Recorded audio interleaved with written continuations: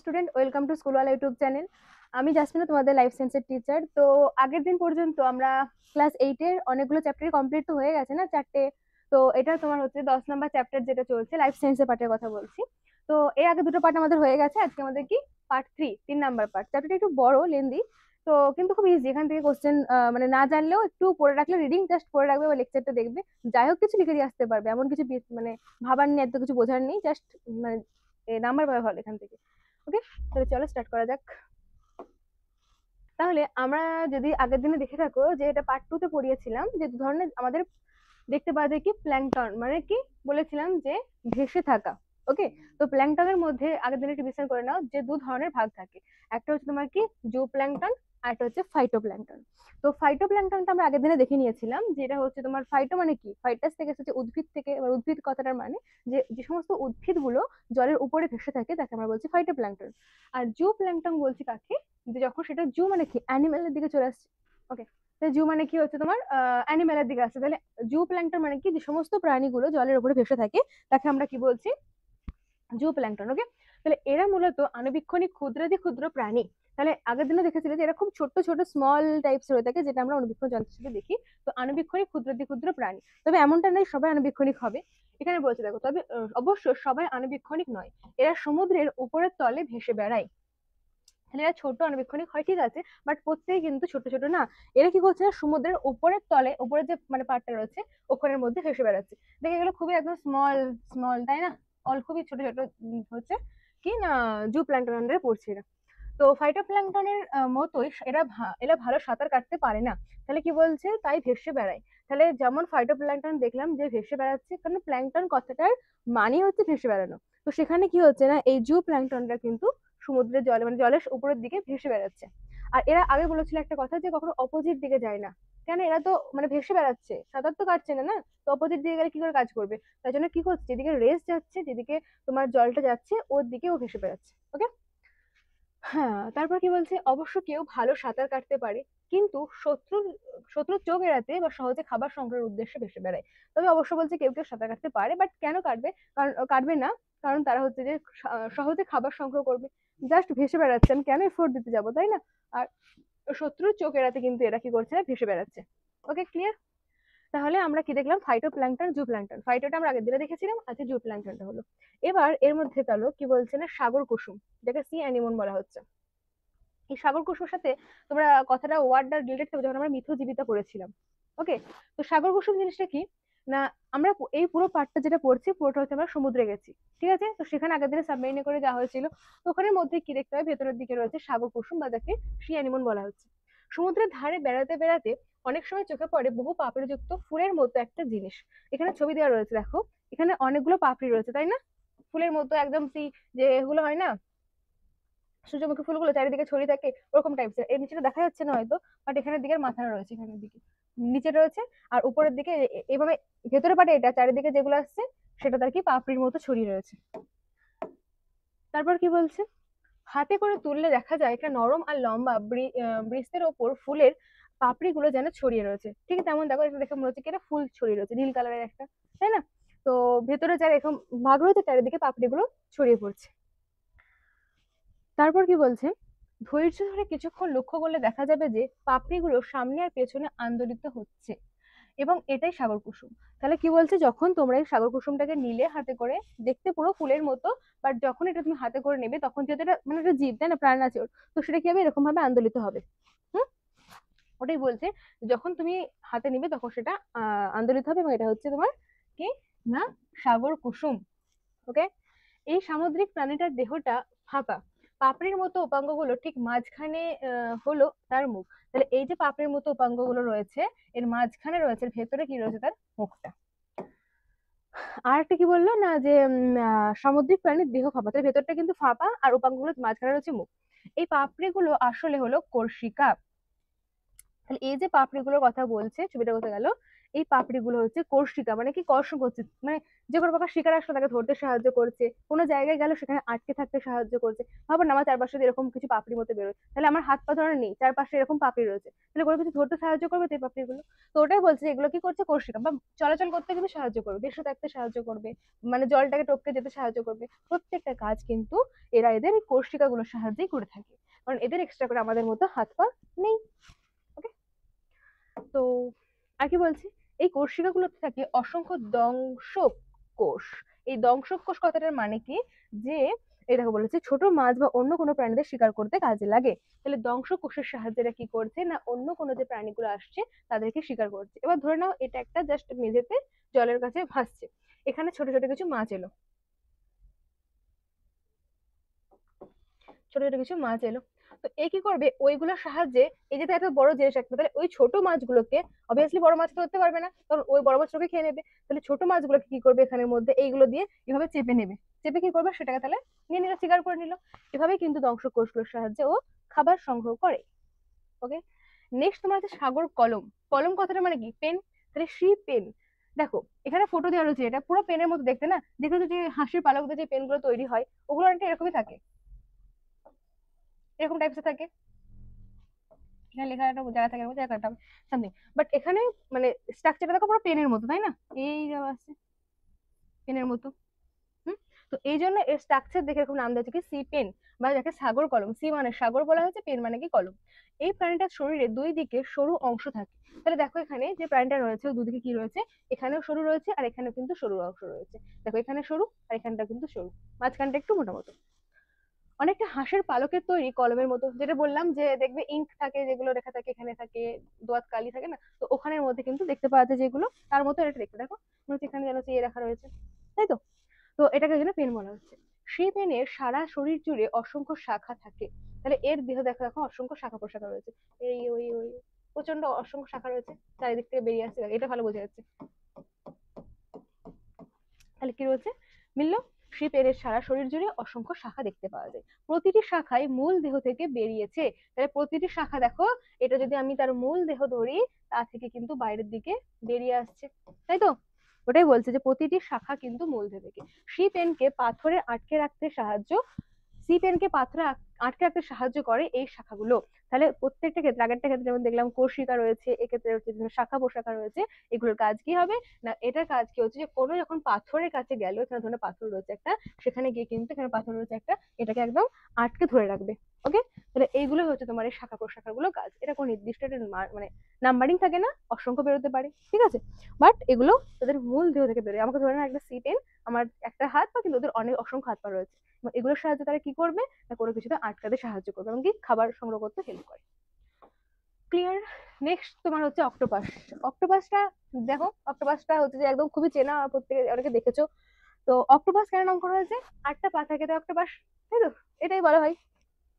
দেখো চোখ রয়েছে একদম ডাবডাবি তাকিয়ে রয়েছে, খুবই সুন্দর দেখতে আমাদের অক্টোপাস, আটটা পা রয়েছে, এখানে দেখা যাচ্ছে না, 1 2 3 4 5 6 7, হয়তো এটা হচ্ছে 8, তাহলে আটটা এদের পা রয়েছে। আর মাথা কি আমাদের মতো না, কিন্তু রয়েছে, চোখ রয়েছে। ওকে, দেখো অক্টোপাস, অক্টো মানে কি 8, ওকে, প্রথম লাইনে লেখা রয়েছে যে দেহে বাহুর সংখ্যা রয়েছে 8, তাহলে এদের যে এগুলোকে বাহু বলা হচ্ছে, মোট 8টা এদের মধ্যে বাহু রয়েছে। এদের দেহের বাইরে কোনো খোলক নেই, তাহলে এদের দেহ যেটা রয়েছে বাইরে কিন্তু কোনো শক্ত খোলক দেওয়া নেই, কোনো কিছু বাইরে আবরণে নেই। এদের বাহুগুলো লম্বা লম্বা সুরের মতো ও উপরের দিকটা মোটা আর নিচের দিকটা ক্রমশ সরু, তাহলে এই যে 8টা বাহু রয়েছে এটা কি বলা হচ্ছে না, লম্বা সুরের মতো। ওকে, সুর মানে দেখো প্রত্যেকটা ক্ষেত্রে যতগুলো প্রাণী এতক্ষণ দেখলাম, যতগুলো আমরা হচ্ছে জীব দেখলাম, প্রত্যেক ক্ষেত্রে কি রয়েছে, কারোর ক্ষেত্রে কোষিকা রয়েছে, কারোর ক্ষেত্রে শাখা প্রশাখা রয়েছে, আর এর ক্ষেত্রে কি রয়েছে সুরের মতো অংশ রয়েছে, যার উপরের দিকটা দেখো, উপরের দিকটা মোটা কিন্তু নিচের দিকটা ক্রমশ সরু হয়ে আসছে, দেখো না এগুলো খুবই সরু হয়ে আসছে না, এটাই ভালো দেখা যাবে, দেখা যাচ্ছে কিনা এটা ক্যামেরাতে, বাট এটা কিন্তু খুবই সরু হয়ে আসছে নিচের দিকে। ক্লিয়ার। ওকে, তারপর আছে বাহুগুলোতে অনেকগুলো, বাহুগুলোতে অনেকগুলো করে শোষক যন্ত্র থাকে, দেখো এখানে অনেকগুলো শোষক যন্ত্র রয়েছে, এখানে একটা এখানে একটা, তাই না, এগুলো কি করছে, শোষণ করতে সাহায্য করছে।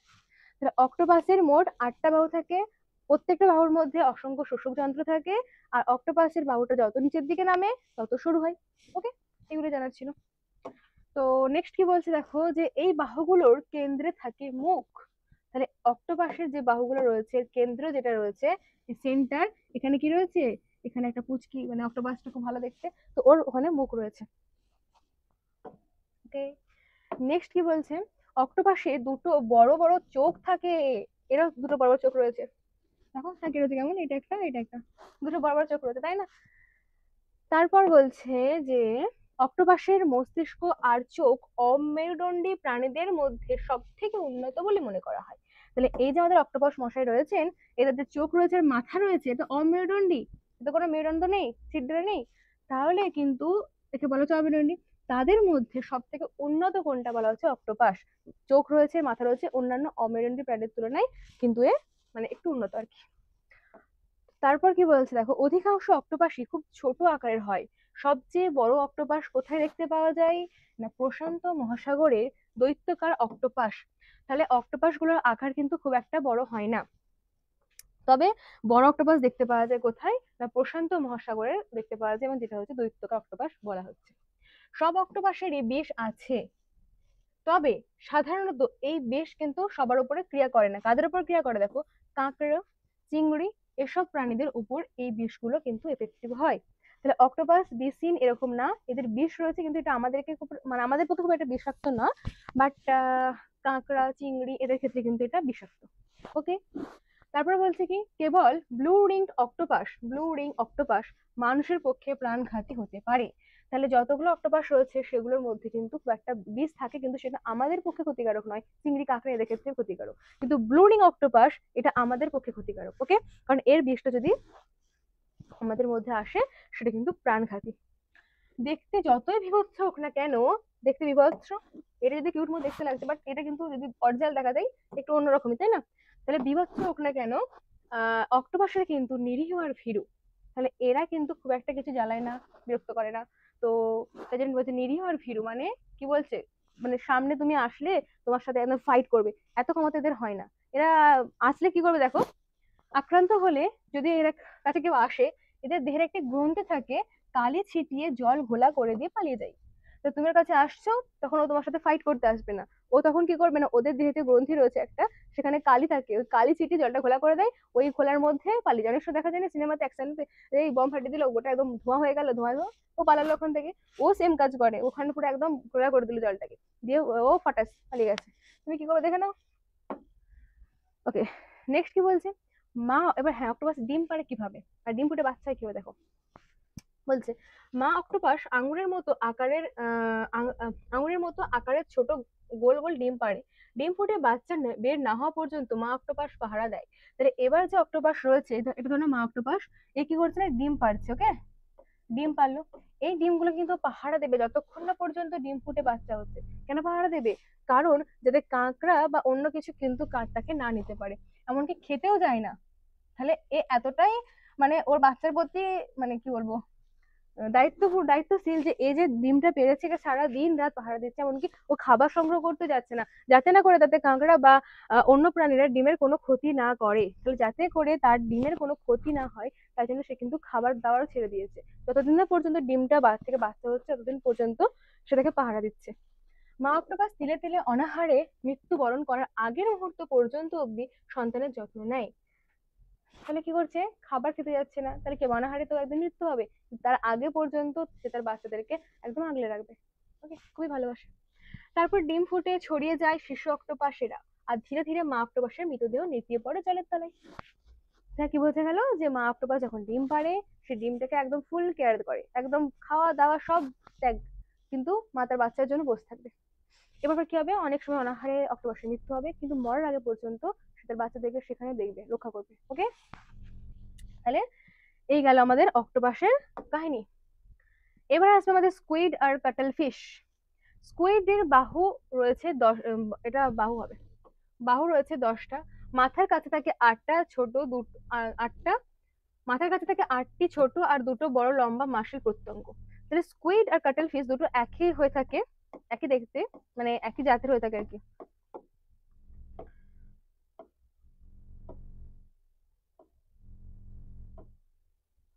এটা হচ্ছে তোমার স্কুইডের ফটো।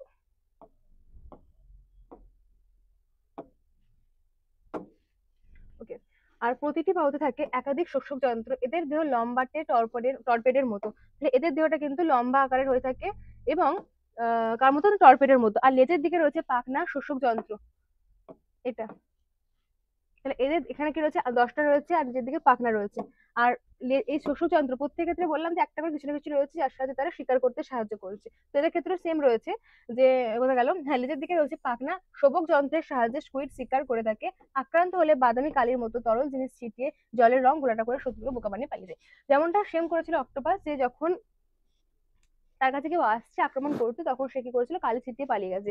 তো সেম কিন্তু এই আমাদের হচ্ছে যে কে করে থাকে না, স্কুইড করে থাকে। যখনই কেউ তার কাছে আসে তখন সে কিন্তু কালি ছিটিয়ে পালিয়ে যায়, সে ঝামেলা অত ছাটি করে না। আর এদের শোভক যন্ত্র রয়েছে যার সাহায্যে স্কুইড কি করে থাকে না, তোমার শিকার করে থাকে। ওকে, তারপর নেক্সট কি বলছে, দৈত্যকার স্কুইড বাস করে আটলান্টিক সমুদ্রের গভীরে। এরা সাধারণত 50 থেকে 60 ফুট লম্বা হয়ে থাকে। এদের বাহুর দৈর্ঘ্য 30 ফুট হয়ে থাকে। তাহলে এই যে স্কুইড বলা হচ্ছে, দৈত্যকার স্কুইড, এটা কি করে থাকে আটলান্টিক সমুদ্রে। এটা তো এখানে সেখানে পাওয়া যাবে না, না দীঘা সমুদ্রে। তো আটলান্টিক সমুদ্রের মধ্যে পাওয়া যায় এবং এটার দৈর্ঘ্য কত থাকে, 30 ফুটের মতো হয়ে থাকে। দেহের মধ্যে আছে বর্ষার ফলার মতো দেখতে ক্যালসিয়াম ঘটিত একটা শক্ত জিনিস। তাহলে এই যে এটা বলা হচ্ছে স্কুইডের দেহের মধ্যে কি রয়েছে না, একটা বর্ষার ফলার মতো লম্বা একটা ক্যালসিয়াম ঘটিত একটা শক্ত জিনিস রয়েছে, যেটাকে মানে বোন বা হাড় বলা হচ্ছে। ঠিক আছে, এই স্কুইডের হাড়েরও কিন্তু দাম আছে। দেখো বলছে স্কুইডের আত্মীয় কাটল ফিশ সমুদ্রের ধারে পচে গেলে এই ক্যালসিয়াম ঘটিত শক্ত জিনিসটা সহজে সংগ্রহ করা যায় এবং এই জিনিসটা সমুদ্রে এটা জেনারেটর ফেনা হবে, ফ্যানের নামে বিক্রি হয়। তাহলে কি বলা হচ্ছে যে আমাদের স্কুইডের আত্মীয়কে কাটল ফিশ এবং তাদের বোন, মানে তাদের দেহের মধ্যে কি রয়েছে, ক্যালসিয়াম ঘটিত একটা, মানে তাদের হাড়টা তো ক্যালসিয়াম দিয়ে তৈরি হয়েছে। তো ওই যে হাড় রয়েছে না, শক্ত জিনিসটা যেটা হাড় বলা হচ্ছে, ওটা সমুদ্র ফ্যানের নামে এবার বাজারে বিক্রি হয়। ওদের হাড়েরও কিন্তু দাম রয়েছে। ওকে, এটা কাটল ফিশ। নেক্সট কি বলছে, হাঙর বা যাকে কি বলা যায়, শার্ক। তো হাঙর কি, হাঙর হলো শক্ত হাড়ের, হাঙর শক্ত হাড়ের মাছ নয়। তাহলে হাঙর কিন্তু মানে এর মধ্যে একদম যে শক্ত মাথা যেখানে রয়েছে হাড়, এটা নয়, কার্টিলেজ দিয়ে তৈরি। এই যে কানের মধ্যে থাকে না কার্টিলেজ, ওইটা দিয়ে তৈরি। সুতরাং এদেরকে ধরলে কিন্তু খুব শক্ত হবে না। এদের কঙ্কাল তৈরি হয় এই যে হাড়ের তৈরি নরম কার্টিলেজ দিয়ে। তাহলে এদের মধ্যে কি দেখতে পাওয়া যায়, কার্টিলেজ দেখতে পাওয়া যায়। এদের মধ্যে কিন্তু তোমার ক্যালসিয়াম গঠিত হাড় বা বোন দেখতে পাওয়া যায় না।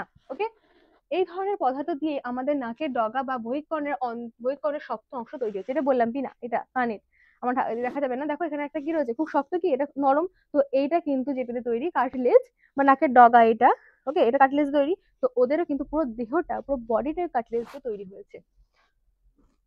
তারপর কি বলছে, খুব অল্প জাতের হাঙরই মানুষ খেকো, যেমন গ্রেট হোয়াইট শার্ক, লম্বায় প্রায় 6 মিটারের মতো।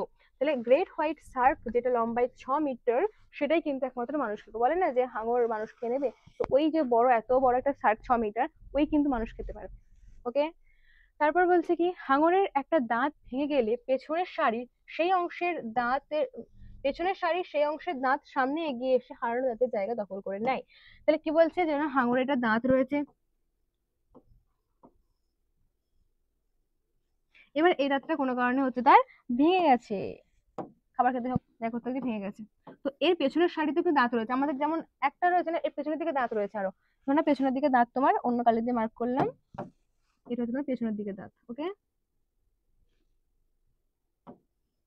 যখন এই লালটা ভেঙে গেল তখন কি করবে, লালটা যখন ভাঙলো তখন সবুজটা কিন্তু এই জায়গাটা দখল করলো। মানে এখানে ধরো নাও এই দাঁতটা, দাঁড়াও, লাল হচ্ছে যে আগেকারের দাঁত, হ্যাঁ, দাঁতটা ভেঙে গেল, তখন কি করবে, এইটা তার পেছনে ছিল নিষ্ক্রিয় অবস্থা, তখন সেটা সামনে এসে সক্রিয় হয়ে গেল। ওকে, এটাই বলতে চাইছি এখানের মধ্যে, যে যখন তার আগেরটা ভেঙে যায় তখন পেছনের সেই দাঁতটা এসে তার সামনে তাকে সামাল দেয়। আচ্ছা, এটা কিছু না। এদের কানকোর চেহারা কাটা দাগ বা ফাটলের মতো হয়ে থাকে, অ্যালিট। তাহলে এদের যে কানকোরটা থাকে সেটা হচ্ছে যে তোমার কার মতো না, কাটা দাগ ফাটলের মতো। দেখো সাইডটা ছবি দেওয়া রয়েছে এখানে একটা, এই যে দাঁত রয়েছে, দেখো এই দেখো, এই ফটো দেখা যাচ্ছে না ক্যামেরাতে, এইটা একটা রয়েছে বাইরের দিকে 3D আকারে, দেখো এইটা একটা রয়েছে, এই ভেতরের দিকে একটা রয়েছে, দেখো এই একটা রয়েছে। তো এটা যখন ভেঙে গেল তখন পেছনের দাঁতটা, মানে বাইরের থেকে যেটা রয়েছে সেটা কিন্তু তার এখানে সামাল দিচ্ছে এসে। ওকে, এভাবে কি হয়, 6 ফুট লম্বা একটা মানুষকে খেয়ে নেয়। কারণ এর তো হাইট কত দেওয়া ছিল, 6 মিটার না, 6 মিটার। তো মানুষকে কোথায় থাকে। হ্যাঁ, তারপর কি রয়েছে, 5টা ফাটল বা প্লেট থাকে হাঙরের চামড়ায় ছোট ছোট আঁশ থাকে, এগুলো পেছনের দিকে ঢালু, তাই হাঙরের মুখ থেকে লেজের দিকে হাত বোলালে নরম লাগে। তাহলে এদের তো এমনিতেই বডি খুব একটা শক্ত হবে না, কারণ এদের কার্টিলেজ দিয়ে তৈরি রয়েছে। ওকে, তাহলে কার্টিলেজ তৈরি হওয়ার জন্য এদের খুব একটা শক্ত হবে না, কিন্তু তাও যদি তুমি কি বলা হচ্ছে এখানের মধ্যে যে এগুলো পেছন থেকে পেছনের দিকে ঢালু, তাই হাঙরের মুখ থেকে লেজের দিকে হাত বোলালে, তাহলে তুমি যদি এখান থেকে এভাবে হাত বোলাও, হাত বোলা দেখা যাবে, এইভাবে হাত বোলাও, তাহলে কিন্তু কি হবে, নরম মনে হবে, নরম লাগে। কিন্তু লেজের দিকে কিন্তু লেজের থেকে মুখের দিকে হাত বোলালে শিরীষ কাগজের মতো অমসৃণ বা খসখসে মনে হয়। তাহলে এদের যে আঁশগুলোর কথা বলা হচ্ছে থাকে, সেটা এভাবে হাত বোলালে কি হবে, নরম মনে হবে। যেমন মাছের গায়ে হাত বোলা দেখবে, উল্টো দিকে গেলে কি হবে, সেগুলো উপরের দিকে উঠে যাবে, ফলে কি শক্ত হবে। এভাবে হলে নরম হবে। আর যদি এটা এইদিকেই বিন্যস্ত রয়েছে, যখন অপোজিট দিকে যাবো তখন কি হবে, শক্ত মনে হবে, তাই তো? এভাবে হাত বোলাই না। একসময় কাঠ পালিশ করার কাজে হাঙরের চামড়া বা কি স্যাগ্রিন ব্যবহার করা হতো। তাহলে কি বলে, কাঠ পালিশ করতে কিন্তু হাঙরের চামড়াটা ইউজ করা হতো। এই হাঙরের চামড়ার কথাই বললো, এটা যে সিরিজ কাগজের মতো। কারণ দেখো, যখন আমরা কি বলছি এখানে, যে হাত বোলালে যদি অপোজিট দিকে যাচ্ছি, মানে লেজ থেকে মাথার দিকে আসছি, তখন সেটা কি সিরিজ কাগজের মতো হচ্ছে। তো সিরিজ কাগজকে ইউজ করেই কিন্তু কাঠটা পালিশ করতো। ওকে, এই যে এভাবে হাত বোলাচ্ছি, তখন কিছু অপোজিট দিকে আছে, এবং এটাকে ইউজ করে কিন্তু কোনো কিছু কাঠ পালিশ, সিরিজ কাগজ বলে না, সিরিজ কাগজ। তো ওই সিরিজ কাগজটা কিন্তু হাঙরের চামড়াটাকে ইউজ করা হতো, এখন আর হয় না। ওকে, নেক্সট কি বলছে, বাস্কিং শার্ক আর হোয়েল শার্কের মতো বড় আকারের হাঙর মানুষের ক্ষতি করে না। তাহলে এই দেখো, বাস্কিং শার্ক আর হোয়েল শার্ক এগুলো কিন্তু মানুষের ক্ষতি করে না, অথচ এরা কিন্তু অনেক সাইজে বড়। ওকে, কিন্তু গ্রেট হোয়াইট শার্ক কিন্তু হার্মফুল, মানুষের জন্য ক্ষতিকারক। তাহলে গ্রেট হোয়াইট শার্কটা কি রয়েছে তোমার, ডেঞ্জার, এটা কি রয়েছে, ডেঞ্জার। কিন্তু যদি তুমি এখানে আসো, কোথায় গেল, এরপরে আছে বাস্কিং শার্ক আর তোমার হচ্ছে হোয়েল শার্ক, এগুলো কিন্তু ক্ষতি করে না, বড় আকারের, মানে অনেকটা আকারে বড় থাকে, ফটো দেওয়া রয়েছে। হ্যাঁ, বাস্কিং শার্ক আর হোয়েল শার্ক দেখো আকারে অনেকটাই বড় রয়েছে, এর পুরোটা হয়তো আসেনি, যাই হোক। তো ফটোতে ছোট লাগলে এটা কিন্তু অরিজিনালি অনেকটা বড় হবে। তো এগুলো বড় আকারের, কিন্তু মানুষের ক্ষতি করছে না, বাট ওটা কিন্তু মানুষের ক্ষতি করেছিল। এদের গলা এত ছোট যে এরা শুধু খুব ছোট মাছ আর প্ল্যাঙ্কটন খেয়েই বেঁচে থাকে। তাহলে এরা দেখতে অনেক বড়, কিন্তু এদের গলাটা তো ছোট হয়ে থাকে, এবং গলা ছোট হওয়ার জন্য কিন্তু এরা আমাদেরকে খেতে পারে না। তারপরে কি রয়েছে,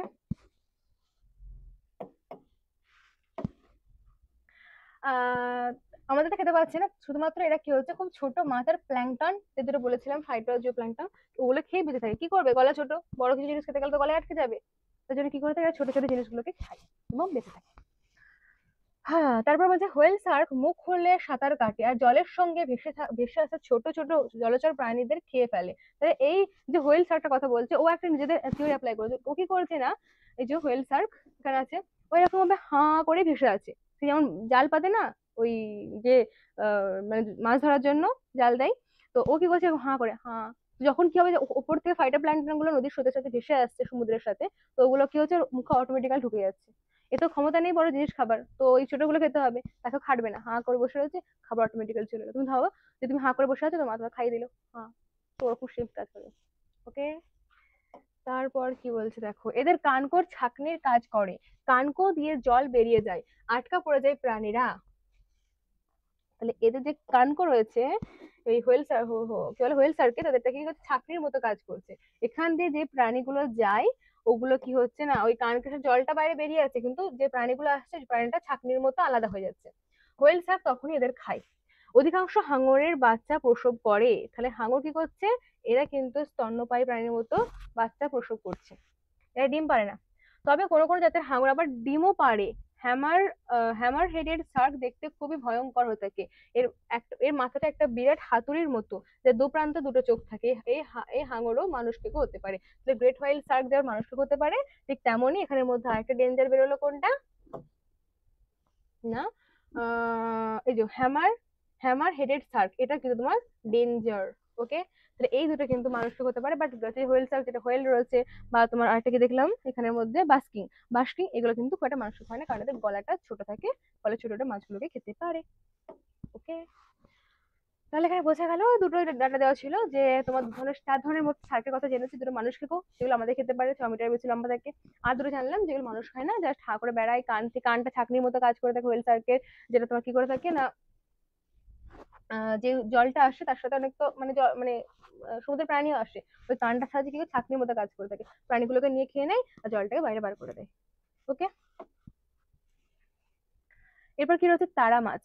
তারা মাছের যাকে স্টারফিশ বলা হচ্ছে, তারা মাছের বাহুর সংখ্যা সাধারণত 5টি থাকে। বাহুগুলোতে চ্যাপ্টা মোটা পাতের মতো দেহ থেকে বেরিয়ে এসেছে। দেখো এখানে স্টারফিশের ফটো দেওয়া রয়েছে একটা, তাহলে কটা বাহু বলেছিলাম? 5টা। একটা,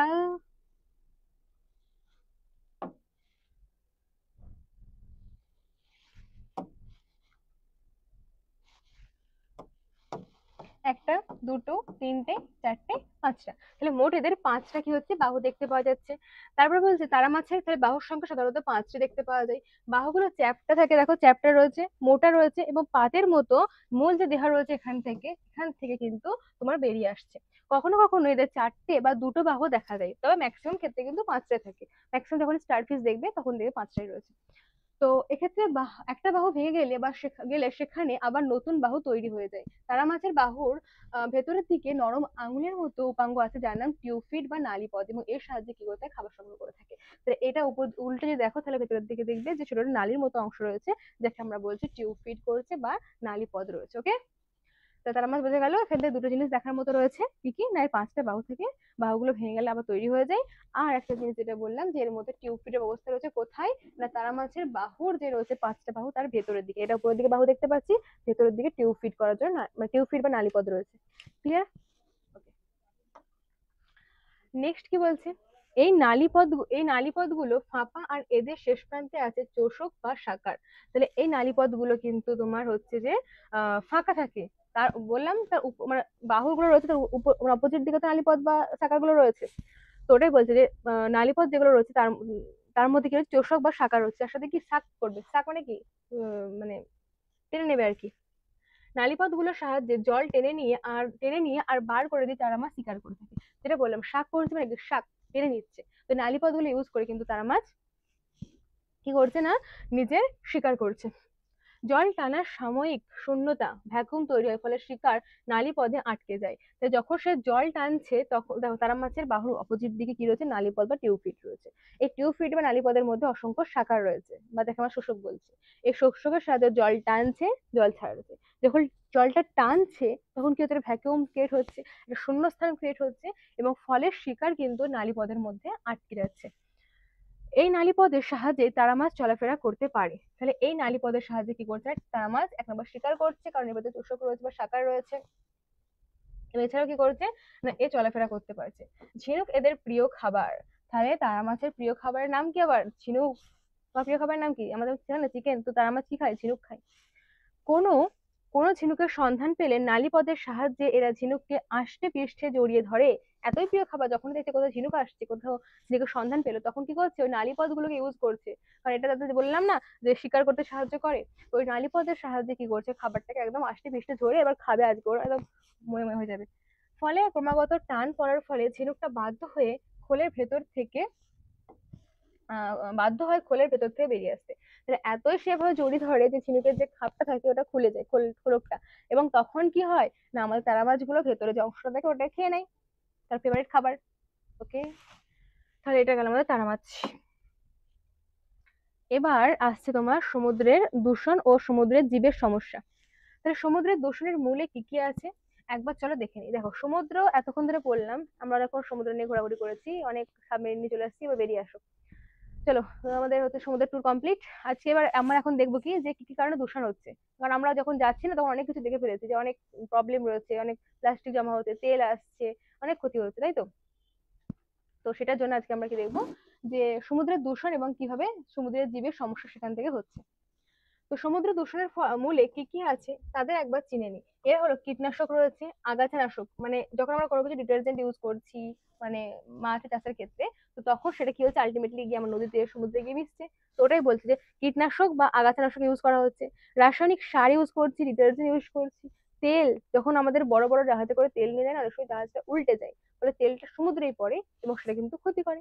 জৈব বজ্র যুক্ত ময়লা বা জল বা সিওয়েজ, সিওয়েজ একটা আলাদা জিনিস, অনেক সেই না মানে শহরে লাগে কি দেখা যায় যে এ থাকে না, ড্রেন থাকে, ড্রেনের ময়লা ফয়লা সব এসে সিওয়েজ গঠন করে।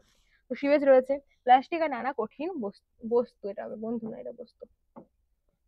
ওকে, তাহলে এই সমস্ত গুলো কি রয়েছে না আমাদের সমুদ্র দূষণের কিন্তু কারণ। দেখো এখান থেকে খারাপ জল আসছে, হ্যাঁ এখান থেকে কিন্তু জল দূষণ হচ্ছে সমুদ্রের কারণে। ওকে, নেক্সট কি বলছে দেখো,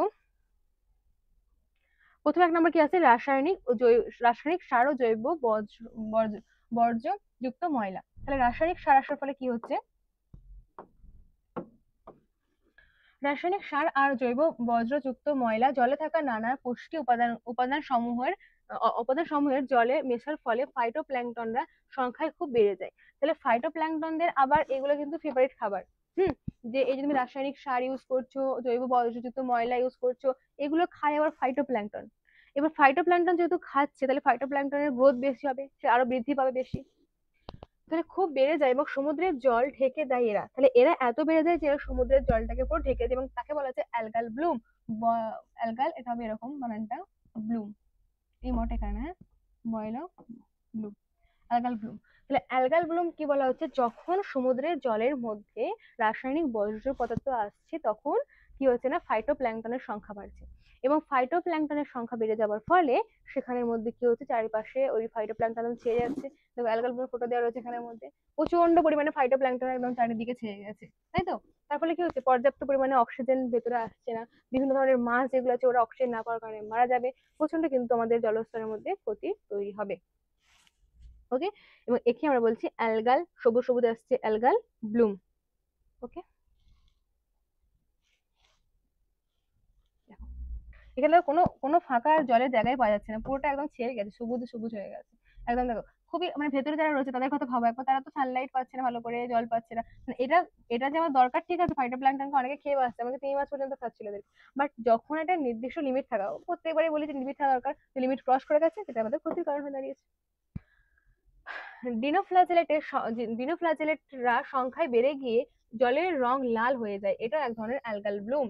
তাহলে যখন আমরা বলেছিলাম যে ডিনোফ্ল্যাজেলেট আর ডায়াটম দুটো পড়েছিলাম, যখন এই রাসায়নিক পদার্থগুলো জলের মধ্যে মিশছে তখন কি হচ্ছে, ডিনোফ্ল্যাজেলেটের সংখ্যা বেড়ে যাচ্ছে, এবং এরা কি করতে থাকে, লাল লাল রঙের যে হয় না, এখানে ফটো নেই, তো তারা কি করছে, তারা যখন বেড়ে তখন জলের রংটা কি হয়ে যায়, লাল হয়ে যায়, এবং তাকে কি বলা হচ্ছে, যে অ্যালগাল ব্লুম বলা হচ্ছে। এদের দেহ থেকে বেরোনো অধিবিষ, যেটা টক্সিন বলা হচ্ছে, অন্যান্য সামুদ্রিক জীবদের মৃত্যু ঘটাতে পারে। মানে এদের দেহ থেকে কি বেরোচ্ছে, অধিবিষ বেরোচ্ছে, এবং যেটা কি করছে না সামুদ্রিক প্রাণীদের মৃত্যু ঘটাচ্ছে। জলের স্বচ্ছতা কমে গিয়ে সূর্যের আলো প্রবেশে বাধা সৃষ্টি হওয়ার ফলে সালোক সংশ্লেষ বাধা পায়। তাহলে এখানে কি হচ্ছে, দেখো প্রত্যেকটা ক্ষেত্রে এখানে কি হচ্ছে না, প্রত্যেকটা ঘিরে গেছে এমন যে সেখানে আর অক্সিজেন ভেতরে পৌঁছাতে পারছে না। এবার এটা জাস্ট কল্পনা করো যে লাল রঙের জল হয়ে গেছে, কারণ সেখানে ডিনোফ্লাজেলেটটা বৃদ্ধি পাচ্ছে, কারণ তুমি রাসায়নিক পদার্থ বেশি পরিমাণে ইউজ করছো। তো ওটাই বলছে যে এদের দেহ থেকে বেরোনো অধিবিষ অন্যান্য সামুদ্রিক জীবের মৃত্যু পর্যন্ত ঘটাতে পারে, কারণ এদের যে বিষগুলো বেরোচ্ছে এদের কি হবে, অন্য সামুদ্রিক জীবগুলো রয়েছে তারা মারা যাবে এই বিষের মানে এফেক্টে। ফলে জলের স্বচ্ছতা কমে গিয়ে সূর্যের আলোর প্রবেশে বাধা সৃষ্টি হওয়ার ফলে সালোক সংশ্লেষ প্রক্রিয়া বাধা পায়, সালোক সংশ্লেষ প্রক্রিয়া হবে না, এবং এই বিপুল পরিমাণ শৈবালরা তাৎকালিক চালানোর ফলে জলে পরিভূত অক্সিজেন কমে গিয়ে সামুদ্রিক প্রাণীদের অক্সিজেনের অভাব ঘটে, এবং যার ফলে ওই প্রাণীদের মৃত্যু ঘটতে পারে। যেটা বারবার ধরে বলছি যে এত অ্যালগাল ব্লুম হওয়ার ফলে কিন্তু চারপাশে কি হয়েছে না তোমার ফাইটোপ্ল্যাঙ্কটন যেগুলো ছিল ওগুলো ছড়িয়ে গেছে, এবং তার ফলে ভেতরে অক্সিজেন পৌঁছাতে পারছে না, এবং তার ভেতরে যে জীবগুলো ছিল তারা আস্তে আস্তে মারা যাচ্ছে ও ভেসে উঠছে, ওটা ইউজ করার যোগ্যই না। ওকে, আচ্ছা, এটা আমারটা কি বললাম আগেরটা, যে রাসায়নিকের কারণে। এবার তোমরা আছে যে তেল।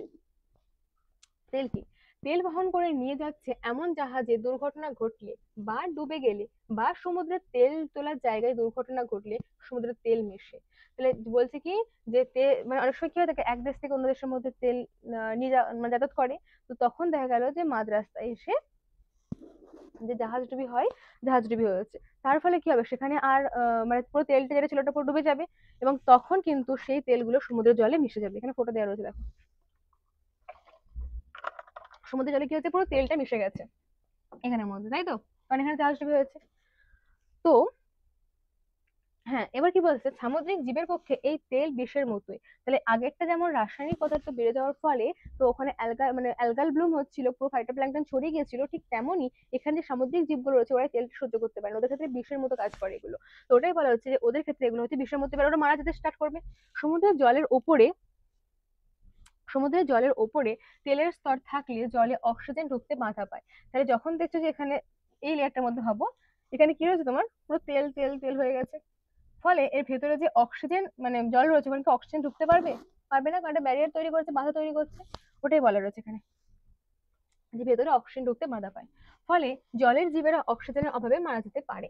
আগের ক্ষেত্রে কি হয়েছিল, সেম অক্সিজেনের কারণে মারা যাচ্ছিল, এক্ষেত্রেও সেম ওই অক্সিজেনের অভাবেই মারা যাচ্ছে। ওকে, কারণ আগেরটার ক্ষেত্রে অন্য ছিল, আগের ক্ষেত্রে ফাইটোপ্ল্যাঙ্কটন বিস্তৃত হয়েছিল, এক্ষেত্রে তেল থাকার ফলে সেখান থেকে আর বায়ু প্রবেশ করতে পারছে না। ওকে, তারপর কি বলছে, এছাড়াও সামুদ্রিক প্রাণীদের চামড়ায় ঘা আর চোখ, মুখ, নাক ইত্যাদি অঙ্গে অস্বস্তি এবং প্রদাহ দেখতে পাওয়া যায়, মানে প্রদাহ হতে পারে। তাহলে কি বলছে, সামুদ্রিক যে সমস্ত প্রাণীগুলো রয়েছে ওরা তো মারা তো যাচ্ছে, এর সাথে সাথে কিন্তু আরো অনেক সমস্যা দেখা যাবে। সমুদ্রের জলে তেল মিশলে সামুদ্রিক প্রাণীদের তাপ নিরোধক আর জল নিরোধক ক্ষমতা নষ্ট হয়ে যায়। তাহলে কি বলছে, যখন আমাদের সমুদ্র জলের মধ্যে ওই তেলটা মিশছে তখন আমাদের যে সামুদ্রিক প্রাণীগুলো রয়েছে, অনেক প্রাণী তো একদম সহ্য করতে না পেরে মারাই গেল, অনেক প্রাণী তো চোখ মুখ নাক জ্বালা করছে, এগুলো হচ্ছে মানে প্রদাহ হচ্ছে। আবার অনেক প্রাণী কি বলছে, তাদের মধ্যে তাপ নিরোধক ক্ষমতা ছিল, মানে তাপটাকে প্রতিরোধ করার আর মানে নেওয়ার আর জল নিরোধক যে ক্ষমতা ছিল সেটা কিন্তু নষ্ট হয়ে যাচ্ছে। ফলে সমুদ্রের ঠান্ডা জলের সংস্পর্শে এসে তারা অসুস্থ হয়ে যেতে পারে। এবং কারণ দেখো, তাপটা আমার বডির মধ্যে আসছে, সেটাকে আমার কন্ট্রোল করার ক্ষমতা রয়েছে। এবার ওদের মধ্যে ওই হচ্ছে তোমার তেল মেশার ফলে ওই তাপ নিরোধক ক্ষমতাটা কমে গেছে, ফলে যখন তারা ঠান্ডার কাছে আসবে, এই যে ফলে সমুদ্রের ঠান্ডা জলের সংস্পর্শে তারা অসুস্থ হয়ে যেতে পারবে। কারণ আমার যদি মানে বডির মধ্যে ক্ষমতা না থাকে যে আমার কাছে হিট আসছে আমি সেটা প্রতিরোধ করবো, তখন তাহলে কি হবে, আমার ঠান্ডা জায়গায় নিয়ে গেলে তো আমার অসুস্থ হবে, আমাকে এটা মারা যেতেও পারে এত ঠান্ডা সহ্য করতে না পেরে। তো এটাকে হচ্ছে ইনডিরেক্ট ভাবে ক্ষতি করছে, অনেক প্রাণী তো কোথায় মারা গেছে, অনেক প্রাণী ধীরে ধীরে মারা যাচ্ছে। এছাড়াও তেলে ভিজে যাওয়া পাখিরা অভ্যন্তরীণ পাখিরা ঠোঁট দিয়ে নিজেদের তেলে ভেজা পালকে বোলালে ওই তেল তাদের শরীরে ঢুকে অভ্যন্তরীণ অঙ্গেরও ক্ষতি করে। তাহলে এই যে তেলটা, এটা কিন্তু সামুদ্রিক জীব নয়, এটা কিন্তু পাখিদেরও ক্ষতি করছে। কারণ এদের যে ঠোঁট দিয়ে ওইটা আমাদের ভেজা পালকে ঠোঁট দিয়ে ভেজা পালকে বললে তখন কিন্তু সেটা ভেতরে অভ্যন্তরীণ মানে কি ভেতরে, তাহলে ভেতরের অঙ্গের মধ্যেও কিন্তু ক্ষতি করছে। তো প্রত্যেকটা দিক থেকে কিন্তু দেখা যাচ্ছে যে এটা ক্ষতিকারক।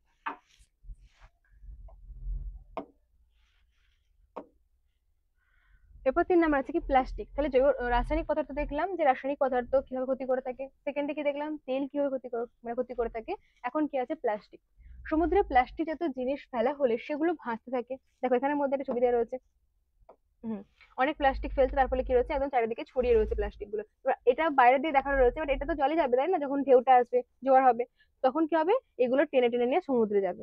ওকে, তারপর কি বলছে, আহ অনেক সময় আহ অনেক সময় সামুদ্রিক প্রাণীরা খাবার ভেবে এইসব প্লাস্টিক জাতীয় জিনিস খেয়ে ফেলে। এবার যখন এটা জলের মধ্যে যাচ্ছে মিশছে তখন কি হচ্ছে না, যে সমস্ত সামুদ্রিক প্রাণী রয়েছে তারা ওটাকে খাবার ভেবে নিজেদের মধ্যে খেয়ে নিচ্ছে। তার ফলে কি হবে, মারা যাবে তো অবশ্যই। প্লাস্টিক বর্জ্য বড় আকারের খালে খাদ্যনালীতে আটকে গিয়ে খাবার যাওয়ার পথে বাধা সৃষ্টি করে, অনাহার বা সংক্রমণে প্রাণীদের মৃত্যু পর্যন্ত হতে পারে। তাহলে কি বলছে, যখন প্লাস্টিকটা ওই জলের মধ্যে যাচ্ছে, এত প্লাস্টিক ফেলার ফলে এখানে দেখো কত প্লাস্টিক ফেলা রয়েছে, তো এবার এটা আস্তে আস্তে জলে জলে যাবে, যখন জ্বর হবে তার ফলে কি হবে, জলে ভাসতে থাকবে। এবার ওই যে প্রাণী রয়েছে জলের মধ্যে, মাছ বলো বা মাছ, বিভিন্ন ধরনের মাছ রয়েছে, তারা কি করবে, এটাকে খাবার ভাবে খেতে ইচ্ছা করবে, খাবে। যখনই খাবে এটা কিন্তু বড় এবং হজম হওয়ার যোগ্য নয়, কারণ প্লাস্টিক, তখন কেউ শ্বাসনালীতে আটকে যাবে এবং সেটা কিন্তু মারা যাবে। তার ফলে কি হবে, সেই একই কথা প্রত্যেকের ক্ষেত্রে, যে মাছটা মানে মানে জীবের যে ভারসাম্য সেটা নষ্ট হচ্ছে। হুম, 3 নম্বর প্লাস্টিক হলো। 4 নম্বর কি, সমুদ্রের জলের অম্লতা বেড়ে যাওয়া। সমুদ্রের জলে অম্লতা বেড়ে যাওয়া বলতে কি, মানুষের বিভিন্ন কাজের ফলে পরিবেশের CO2 নির্গমন বাড়ছে। তাহলে আমরা যে ফ্যাক্টরিতে বিভিন্ন ধরনের কাজ করছি আর ধোঁয়া মানে ধোঁয়া বার হচ্ছে, তার ফলে কি হচ্ছে, সেখান থেকে CO2 বাইরের বাতাসের মধ্যে মিশছে। তারপর কি বলছেন, যে বিরাট একটা অংশ, সরি, সমুদ্র এই CO2 একটা বিরাট অংশ শোষণ করে নেয়, ফলে পরিবেশের CO2 পরিমাণ বাড়ার সঙ্গে সঙ্গে সমুদ্রের জলের অম্লত্ব বাড়ছে। তাহলে CO2 কার সাথে থাকে না, CO2 বাড়া মানে সেক্ষেত্রে কি হয়, জলের অম্লত্বটা বেড়ে যায়, অম্লত্ব মানে অ্যাসিডের পরিমাণটা বেড়ে যায়। কারণ CO2 রিলেটেড থাকে কার সাথে, H+ এর সাথে। H+ হচ্ছে একটা অ্যাসিড। তো এই জন্য কি থাকে না, অম্লত্ব বেড়ে যাচ্ছে। আর এর প্রভাব পড়ছে মাছ, স্কুইড এর আগে বললাম, এবং অন্যান্য ফুলকাযুক্ত সামুদ্রিক প্রাণীদের উপর। তো যখন তারপর জলের মধ্যে CO2 বাড়ছে, তার মধ্যে অম্লত্ব বাড়ছে, কারণ বললাম CO2 directly related to H+। তো H প্লাস হচ্ছে যে তোমার মানে অম্ল অ্যাসিড। তারপর বলছে কি যে তাহলে মাছ এবং স্কুইড যাদের ফুলকা রয়েছে, ফুলকা যুক্ত প্রাণী, তারা যেহেতু হচ্ছে যে মানে মানে CO2 রিলেটেড রয়েছে তাই না, তাদের মধ্যে কি বলা হচ্ছে সামুদ্রিক প্রাণীদের উপর তার এফেক্ট করছে। আম্লিক সমুদ্রের কি বলে, কারণ আম্লিক সমুদ্রের জল থেকে শ্বাসকার্যের জন্য প্রয়োজনীয় দ্রবীভূত অক্সিজেন পাওয়া এদের পক্ষে ক্রমশ কঠিন হয়ে পড়ছে, আর সেখানের মধ্যে কি হচ্ছে CO2 পরিমাণ বৃদ্ধি পাচ্ছে।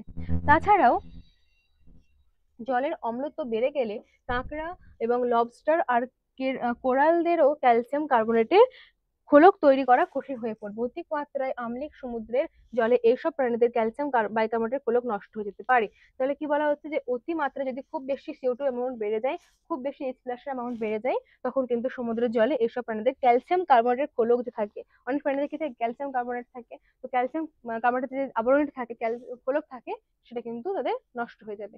ওকে, এবং সেসব প্রাণীগুলো তখন মারা যাবে। তাহলে মোট আমরা কি দেখলাম, 4টে কারণে আমাদের হচ্ছে সমুদ্রের যে প্রাণীগুলো রয়েছে তাদের ধ্বংস হচ্ছে। তাহলে সমুদ্রের দূষণের কারণে কি 1 নম্বর রয়েছে রাসায়নিক এবং জৈব বর্জ্যযুক্ত ময়লা, যার ফলে ফাইটোপ্ল্যাঙ্কটন বৃদ্ধি পেয়েছিল। প্রত্যেকটা ক্ষেত্রে রিজন সেম, মানে প্রথম দুটো যে অক্সিজেন লেভেল কমছে, ফলে জীবগুলো অক্সিজেন নিতে পারছে না এবং মারা যাচ্ছে। সেকেন্ডে কি দেখলাম আমরা, তেল মিশছে, তেল মেশার ফলে কি হচ্ছে না, সেখানের মধ্যে ওই একই কথা যে অক্সিজেন ভেতরের মধ্যে প্রবেশ করতে পারছে না, ভেতরের জীবগুলো মারা যাচ্ছে। 3 নম্বর দেখলাম প্লাস্টিক অনেক প্রাণী খেয়ে নিচ্ছিল, যার ফলে সেখানে মারা যাচ্ছে। আর 4 নম্বরে কি দেখলাম, সমুদ্রের জলে অম্লত্ব বেড়ে যাওয়া, এবং তার ফলে কি হচ্ছে না তোমার ক্যালসিয়াম বাইকার্বনেট যুক্ত যে সমস্ত খোলকযুক্ত প্রাণী ছিল তারা আর সার্ভাইভ করতে পারছে না, মারা গেল। তাহলে চলো আজকের ভিডিও এ পর্যন্তই, যেখানের মধ্যে আমরা পুরো কমপ্লিট হয়ে গেছে এটা জু প্ল্যাঙ্কটনের পার্টটা। আগের দিন ফাইটোটা কমপ্লিট ছিল, জিওর পার্টটা একটু বড় ছিল বলে করায়নি। তো আজকের ভিডিও এ পর্যন্তই, দেখা হবে পরের ভিডিওতে। কোনো ডাউট থাকলে কমেন্ট করো। আর এতক্ষণ দেখার জন্য থ্যাংক ইউ। দেখা হবে নেক্সট ভিডিওতে, যেটাতে আমার নিউ টপিক একটা স্টার্ট হবে। এটা এখানেই কমপ্লিট, চ্যাপ্টার নিউ নয়, টপিক নিউ হবে। ওকে, তো থ্যাংক ইউ দেখার জন্য, বাই, দেখা হবে পরের ভিডিওতে, বাই।